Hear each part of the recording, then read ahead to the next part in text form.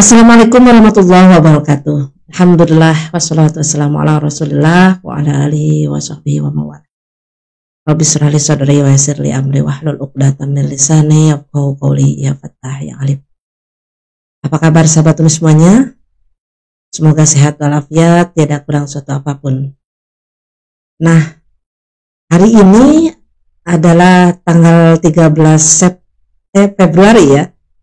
13 Februari 2024. Besok adalah hari pencoblosan pemilihan presiden dan pemilihan legislatif. Dalam hal ini, Umi bukan ingin mencampuri atau memberikan komentar ya tentang pilpres atau tentang pemilihan legislatif. Tapi hari ini nongol di beranda Umi satu video dari Ustadz Bakhtiar Nasir ya, channel Ustadz Bakhtiar Nasir. Silahkan sahabat Umi semuanya lihat, yang berjudul Kingmaker Haji untuk Semua. Di sini kita akan menyaksikan bagaimana Ustadz Bakhtiar Nasir mewawancarai salah satu paslon, yaitu Pak Anies Rashid Baswedan, di mana dalam video ini mungkin ini Umi lihat postingan kejadiannya 4 hari lalu ya, jadi masih masa kampanye.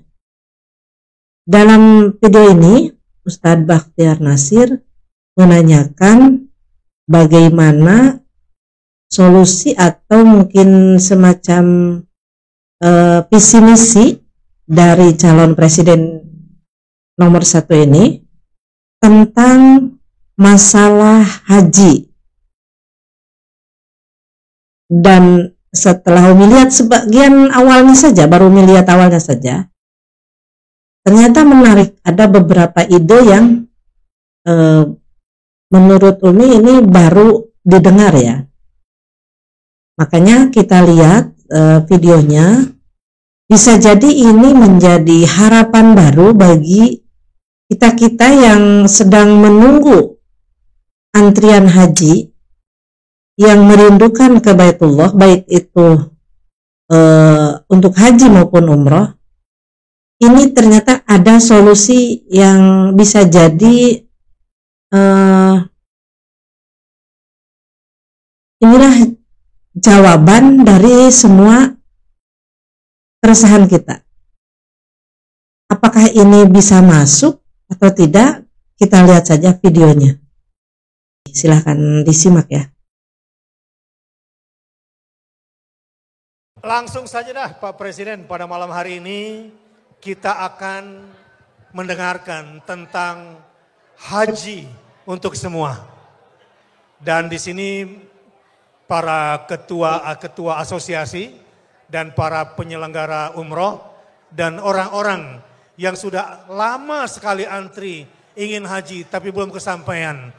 Mudah-mudahan di kepemimpinan Amin semua bisa haji, semua bisa umroh. Silakan Pak Presiden. Baik, jadi Assalamualaikum warahmatullahi wabarakatuh. Waalaikumsalam. Pertama saya ingin sampaikan dulu terima kasih. Terima kasih pada Ustadz Bakhtiar Nasir yang sudah memberikan kesempatan untuk kita berbincang tentang haji, tentang umroh, dan bagaimana kita bisa meningkatkan kepuasan penduduk khususnya umat Islam di Indonesia terkait dengan 2 hal ini. Nomor 1 tentu haji, yang kedua adalah kegiatan umroh. Yang kita merupakan supplier terbesar barangkali kegiatan umroh di Saudi Arabia. Nah, ini tema yang saya sering temukan ibu-ibu Bapak sekalian, terutama di daerah-daerah. Kalau datang itu ketemunya dengan harapan. Soalnya memang tidak ada bayaran. Ya. Jadi datang itu harapan. Saya bawa harapan, Pak. Apa harapannya? Dan salah satu yang paling sering diungkapkan oleh masyarakat adalah, Pak, waktu tunggu hajinya lama sekali. Lama sekali. Ada yang mengeluh tentang 30 tahun plus, ada yang 20 tahun plus, betul ya? Masa tunggu yang luar biasa panjang. Bahkan kalau saya bisa sampaikan, di tempat-tempat yang penduduknya tidak banyak, tapi komoditas pertaniannya, perkebunannya kuat, itu masa tunggunya lebih lama lagi. Jadi tempat seperti Sulawesi, beberapa tempat di Sulawesi, kemudian di Nusa Tenggara. Jadi saya berbincang dengan beberapa teman, nampaknya masalah ini tidak bisa dibiarkan diulur saja tanpa ada solusi. Harus ada langkah melakukan perubahan. Nah, itulah sebabnya kita merasa perlu untuk melakukan reform di sini. Kira-kira kalau disebut itu, 1, masa tunggu lama, 2, biaya makin hari makin tinggi. Betul ya? Sementara pelayanan belum tentu makin baik. Kisah problem pelaksanaan haji yang banyak kita dengar di sosial media dan lain-lain menggambarkan problem itu. Ini di catatan kami yang masa tunggu Sulawesi Selatan itu sampai 47 tahun. Dan di 2024 ini catatan kita. Insya Allah 240.000 bisa diberangkatkan, tapi yang masih mengantri 5,3 juta. Dan Indonesia memang dapat kuota haji tahunan terbanyak. Kita ini mendapatkan 12% dari 221 juta. Jadi kita mendapat angka yang cukup tinggi 240.000 dari 1,8 juta jamaah haji yang datang di Saudi. Nah, biaya yang mahal, apalagi pasca pandemi, seakan biaya umroh saja sekarang itu fantastis dibandingkan dengan pra-pandemi. Lalu hasil pengelolaan dana haji belum mengimbangi kenaikan biaya ongkos hajinya.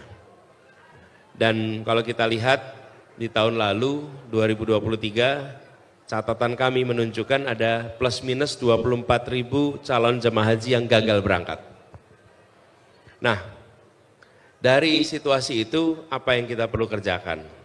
Kita ingin mengubah, dan namanya juga gagasan perubahan, mengembalikan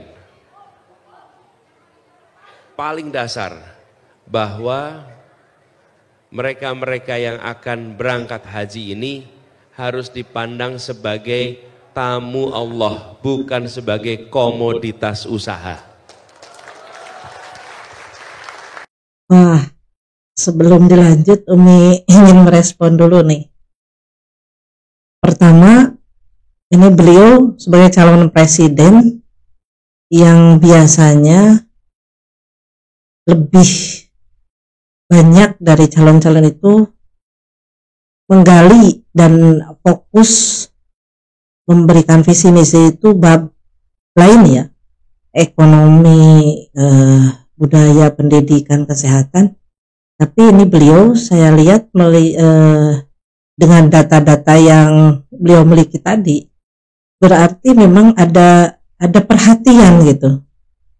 Sehingga data-data soal haji ini juga komplit gitu. Bahkan yang closing barusan yang terakhir itu maksudnya Jadi jangan jadikan jamaah haji itu sebagai komoditi bisnis itu, tapi sebagai tamu Allah. Jadi pemerintah itu memang seharusnya seperti itu, menjadi pelayan tamu Allah, bukan menjadikan tamu Allah sebagai lahan bisnis. Ini luar biasa sih menurut Umi. Kita lihat lanjutannya ya. Jadi cara pandang ini harus dikembalikan. Lalu kami lihat ada beberapa hal yang kita bisa kerjakan. Kami melihat diplomasi dengan kerajaan Saudi harus ditingkatkan.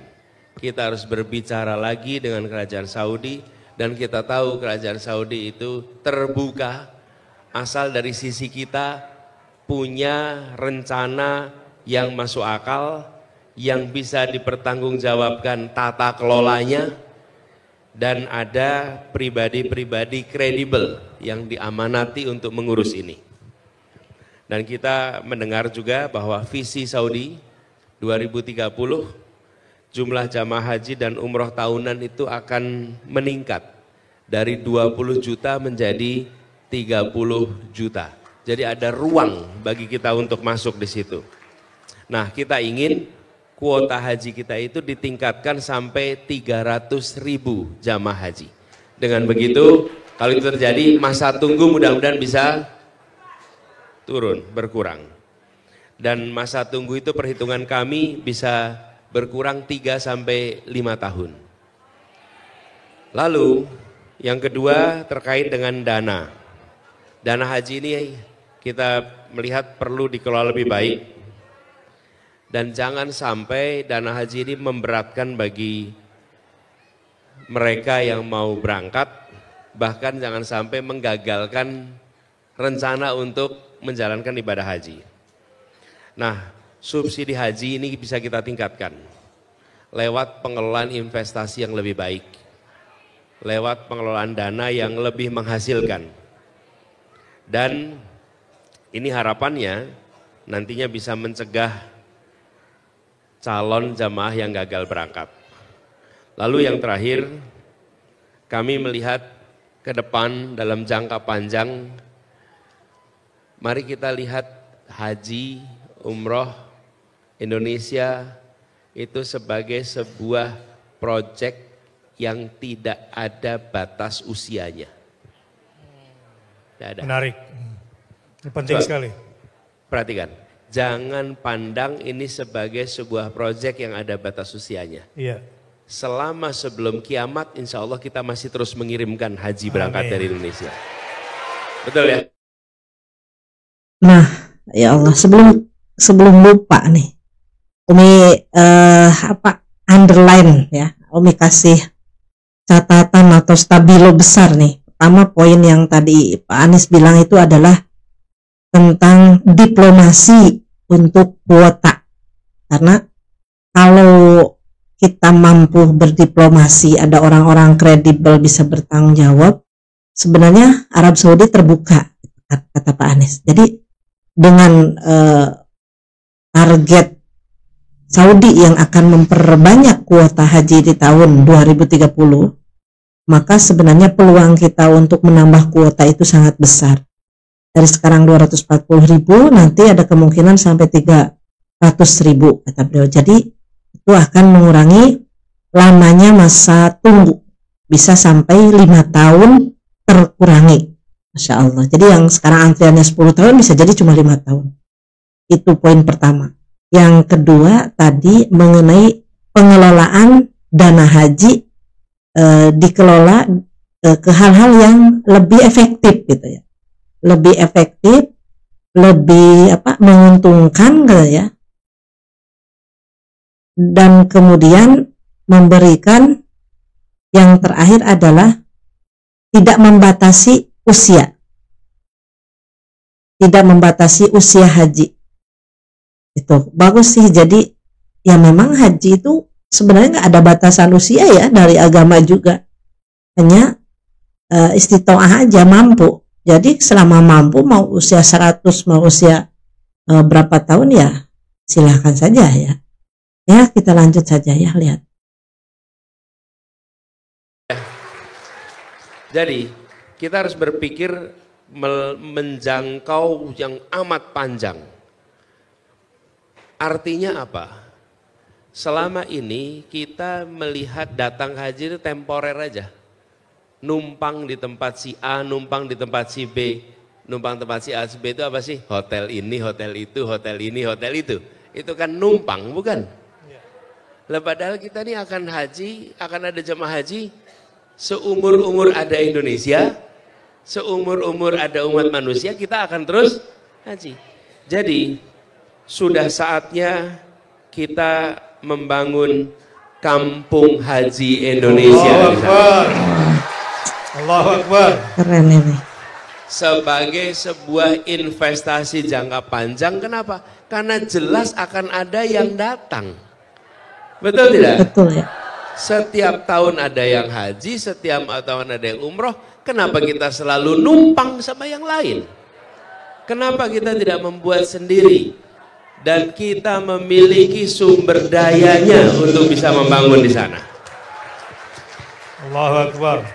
Dan kalau kita punya kampung haji, maka harapannya ini menjadi tempat di mana peredaran dana pun akan berada di lingkar-lingkar usaha milik bangsa Indonesia. Sekarang kita di sana ngeplos saja, bawa uang muter ke sana, tidak balik ke kita. Jadi kita memperkirakan kampung haji ini bisa menampung sampai 40.000 jamaah haji.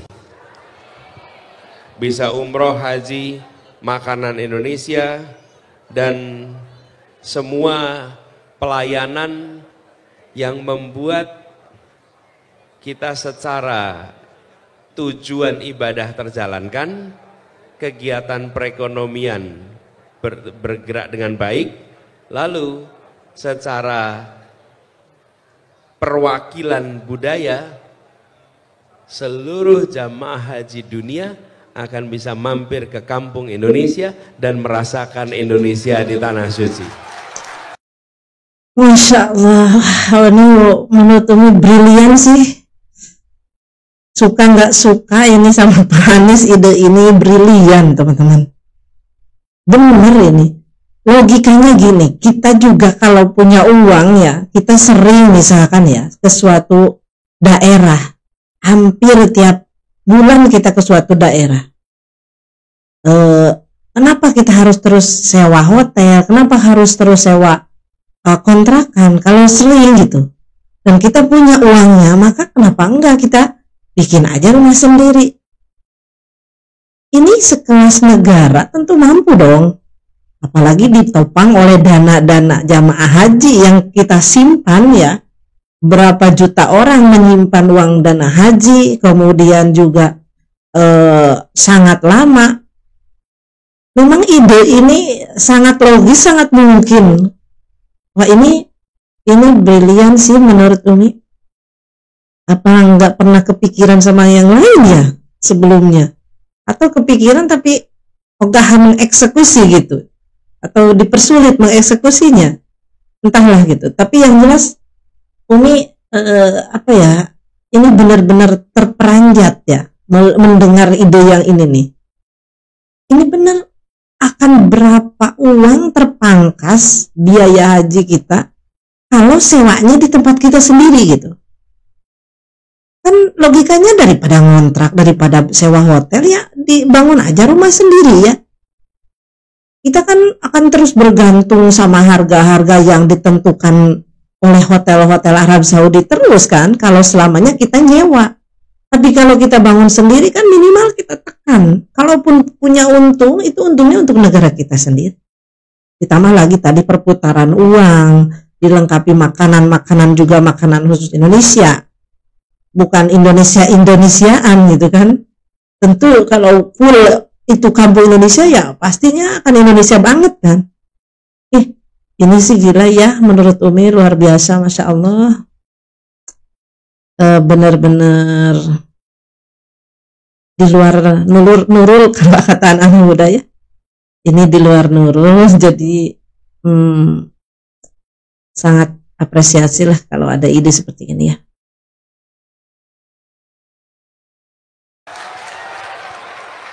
Langsung. Ini gambar ini adalah contoh yang dibuat oleh tim. Coba dibawa ke slide sebelumnya. Nah ini dia. Ini adalah gambaran kampung haji yang rencana akan dibuat. Masya Allah. Sampai kampung haji Indonesia sudah ada ya. Sudah ada desainnya. Boleh ditunjukkan berikutnya. Gambar-gambar berikutnya. Ini ilustrasinya.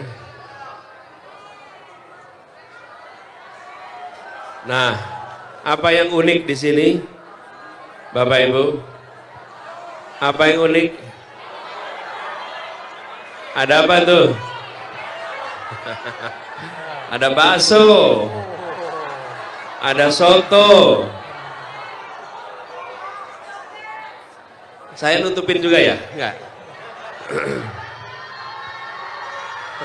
Lihatin dulu. Nih. Jadi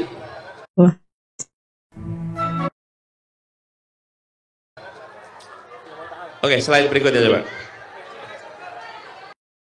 Slide barusan memperlihatkan Pak Anies memberikan gambaran konsep kampung haji itu sampai ada makanan-makanan khas Indonesianya, ada bakso, ada apa roda-roda apa ya, dorongan-dorongan makanan Indonesia kayaknya.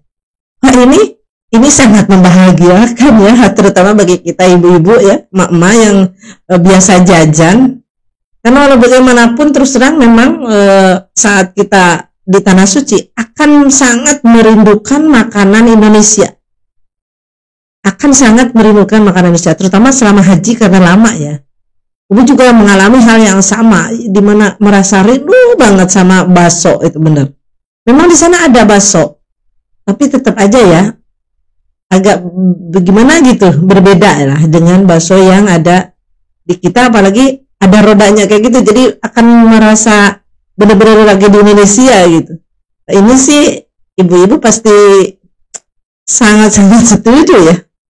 Dan cara jajannya tentu tidak akan membuat kita kikuk, merasa gimana ya cara belinya ya, apa ngambil sendiri apa gimana gitu kan. Kita akan terkendala banyak hal kalau jajanannya itu di hotel atau ya dibentuk di ruko-ruko kayak gitu, kadang gimana ya, susah berkomunikasinya, apa cara sajiannya beda lagi kalau dikasih roda kayak gitu ya, tentu kita akan sangat mudah berasa di kampung sendiri.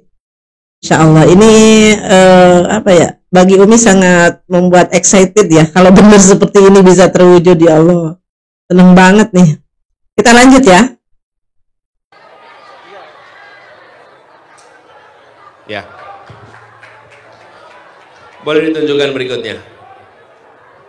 Jadi Bapak Ibu sekalian, kekuatan dari pandangan ini soal cara pandang Bapak Ibu. Ini soal cara pandang. Saya sering beli ilustrasi, Ustaz. Ya. Tembok besar Cina. Tembok besar Cina. Tembok besar Cina itu dibangun lebih dari 330 tahun pembangunannya. Artinya apa? Artinya dinasti yang membangun itu berasumsi dia akan eksis ribuan tahun. Iya. Karena itu dia mau melakukan proyek lamanya 330 tahun. Tapi kalau dia tidak pernah punya asumsi sepanjang itu, dia ngerjain yang pendek-pendek. Bangsa kita sudah terlalu lama segalanya serba dilihat 5 tahunan. Seakan-akan semua urusan harus selesai dalam 5 tahun. Segalanya harus selesai sebelum siklus politik. Tidak. Ini yang kita bicarakan ini adalah perspektif panjang, karena kita tahu sepanjang hayat kita masih ada, maka kita akan ada jamaah haji yang datang ke sana. Allahu Akbar. Bangun itu, dan tadi saya sampaikan, 1 ekonomis, 2 haji, yang 3 kebudayaan. Kita semua tahulah, semua pengelola haji umroh, bahwa jamaah haji Indonesia, jamaah Indonesia itu selalu jamaah yang paling baik, akhlaknya paling mulia, dihormati di sana. Kenapa? Karena akhlak. Betul tidak, Ustaz? Siti Rahmah dipanggilnya. Dan itu luar biasa. Jadi kalau kita ada kampung itu, harapannya nanti menjadi contoh kampung Indonesia yang ada di sana, representasi budaya kita.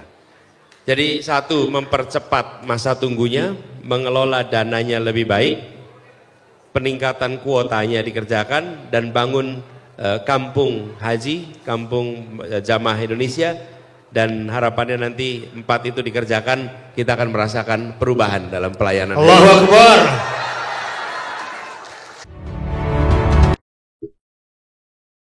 Allahu Akbar. Itu teman-teman Umi semuanya. Ini kabar gembira. Ada ide, baru aja ada ide, baru ide juga sudah menjadi hal yang menggembirakannya.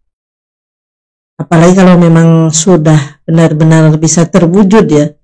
Tentu bagi kita para perindu Baitullah, para pecinta Baitullah yang selama ini sudah rindu banget, sudah menantikan dipanggil ke Tanah Suci, ada kabar dari pemimpin ya, walaupun baru calon pemimpin kita kayak gini, tentu ini kabar yang memberi angin segar. Ternyata ada jalan keluar dari apa yang kita keluhkan selama ini. Kenapa kita warga Indonesia pengen haji susah, mahal, lama banget. Terus kalau panjang antrian selama itu, kapan dong berangkat hajinya? Kapan dong kita kebagiannya? Terus kalau harganya naik setinggi itu, apa mampu kita semua melakukan haji? Kayaknya haji itu mahal sekali ya bagi kita rakyat Indonesia kebanyakan. Nah, terlepas dari apakah ini siapa yang memberikan ide ya, tapi minimal mungkin ya kalau boleh hati Umi ya mengutarakan di sini bahwa calon pemimpin yang punya ide sebagus ini, rugi kalau kita tidak berikan kesempatan untuk membuktikan ide-idenya. Ini di samping tentu saja kita lihat yang lainnya ya, sepak terjangnya, track recordnya bener enggak, ide-idenya itu suka dieksekusi dengan baik. Teman-teman bisa cek sendiri seperti apa. Tapi bagi Umi yang memang sedang mempertimbangkan ya pilihan, tentu saja sama dengan teman-teman semua, ide beliau dalam memasuki ranah haji ini luar biasa. Hal yang tidak pernah Umi dengar dari pasangan lain. Ini keberpihakan yang luar biasa kepada calon-calon jamaah haji dan umroh. Dimana ide-idenya itu memang benar-benar untuk memudahkan, untuk melayani, dan menghadirkan peran pemerintah yang sesuai dengan harapan semuanya.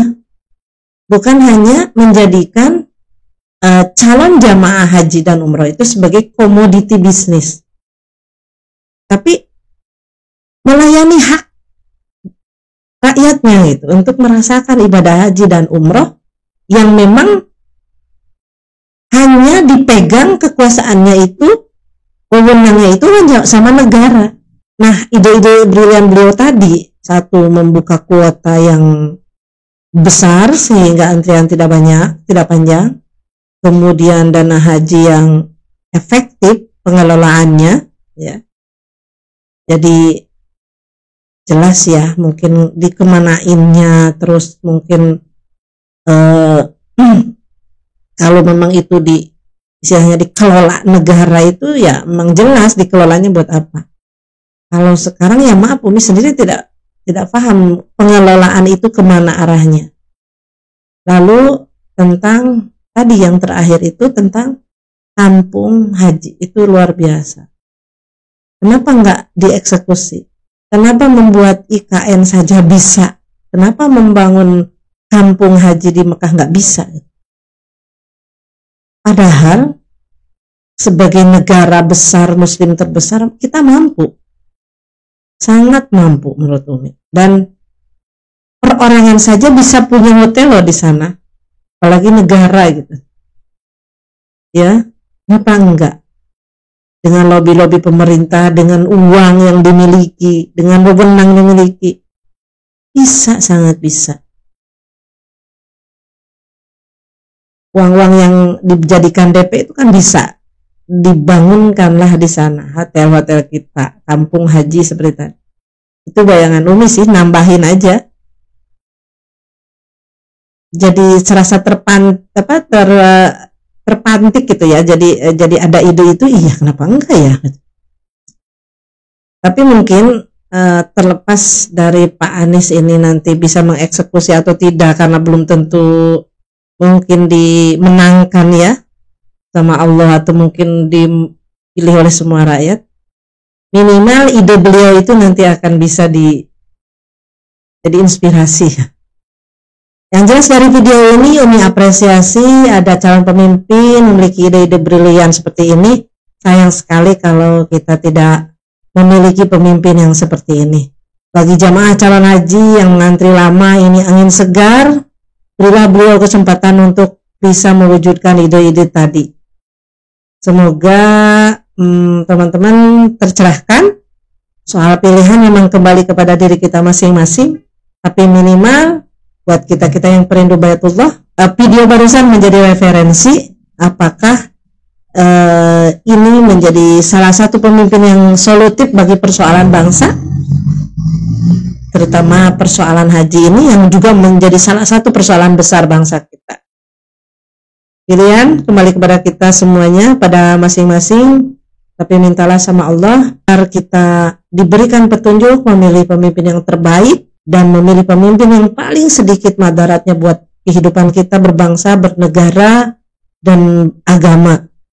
Serta mohonlah kepada Allah agar pilihan ini adalah juga pilihan yang diridai oleh Allah, pilihan yang benar-benar bukan berdasarkan nafsu, bukan berdasarkan ikut-ikutan, tapi berdasarkan maksimalnya ikhtiar kita sebagai manusia. Apakah hasilnya seperti apa? La haula wala quwata illa billah. Allah yang menentukan. Betul kata beliau bahwa Allah memberikan kekuasaan dan mencabut kekuasaan sesuai yang dikehendakinya. Tugas kita hanya menunjukkan di mana kita berpihak. Sahabat Umi semuanya, mari kita beristikharah kepada Allah Subhanahu wa taala untuk memantapkan pilihan kita, jatuhkan pilihan pada yang terbaik. Semoga kelak kita dapat pemimpin yang terbaik, yang amanah. Setidaknya walaupun tidak sempurna, dia paling sedikit madaratnya. Allahumma sholli wa sallim wa barik alaihi, amin ya Allah ya rabbal alamin. Ya Allah ya Rahman ya Rahim, berikan kami pemimpin yang soleh ya Allah, pemimpin yang akan membawa kami ke jalan yang benar, jalan yang menenangkan, jalan keridhaan-Mu ya Allah. Jauhkan kami dari pemimpin yang zalim, jauhkan kami dari pemimpin yang rakus dan tamak, jauhkan kami dari pemimpin yang akan menjauhkan diri kami daripada-Mu ya Allah. Ya Allah, kami rindu pemimpin seperti baginda Rasulullah SAW. Walaupun tidak akan ada yang menyamainya ya Allah, setidaknya karuniakanlah kami pemimpin yang memberi sifat sedikit saja dari baginda Rasulullah SAW. Ya Rabbana, besok akan pemilihan pemimpin kami, para wakil-wakil rakyat kami, berilah kami keamanan, ketenangan, kedamaian, dan berikan hasil pemimpin yang Engkau ridhoi, pemimpin yang akan membawa negara kami baldatun thayyibatun wa rabbun ghafur.